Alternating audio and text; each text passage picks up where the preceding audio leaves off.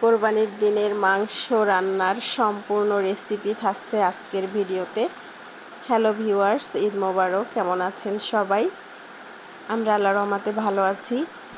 তো এই পাতিলটা 2 বছর আগে কেনা হয়েছিল, কিন্তু ওরকম কিছু রান্না করা হয়নি। তো আজকেই এটার উদ্বোধন করলাম আর কি, নতুন হাঁড়িতে কোরবানির মাংস রান্না। যাই হোক, পাতিল গরম হলে এর ভিতরে সয়াবিন তেল দিয়ে পেঁয়াজ বাটা, রসুন বাটা আর হচ্ছে হলুদের গুঁড়ো এটা দিয়ে খুব ভালো করে নেড়েচেড়ে এরপরে মরিচের গুঁড়ো দিয়ে দিতে হবে ভিতরে। আর হচ্ছে সাথে লবণ দিয়ে দিলাম। লবণটা এই পর্যায়ে একটু কম দিলাম, পরবর্তীতে আরও দেয়া হবে। তো মরিচের গুঁড়োটা দেওয়ার পরে এটা নেড়ে দিতে হবে যাতে মরিচের গুঁড়োটা পুড়ে না যায়।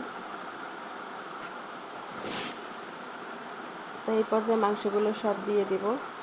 মাংসটা আগেই কিন্তু ধুয়ে পানি ঝরিয়ে নিয়েছিলাম। তো সবগুলো মাংস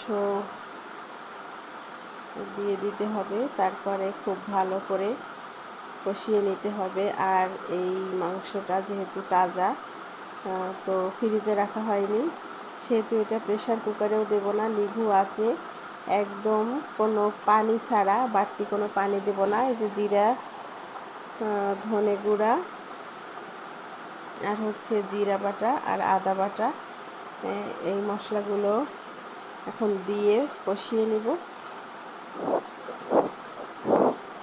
মাংসটা যতটা জাল পাবে আর এই মাংস থেকে যে পানি বের হবে, সেই পানি শুকানো পর্যন্ত অপেক্ষা করতে হবে। আমি কিন্তু এখানে সব গরম মশলা দিয়ে দিছি।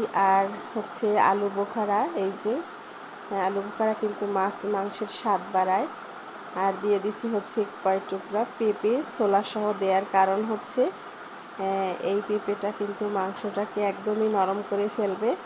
তো মাংসটা যাতে এই এক কষানোর সাথে সাথে খুব ভালো করে সিদ্ধ হয়, সেজন্য কিন্তু এই পেঁপেটা দেয়া।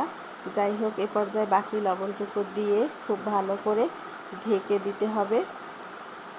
তো ঢাকনা তুলে নেওয়ার পরে দেখেন কতগুলো ঝোল বের হয়েছে মাংসের থেকে। যে মাংসের ভিতরে পানি থাকে, সেটা কিন্তু এরকম আগুনের তাপে সেই পানিটা বের হয়ে আসে।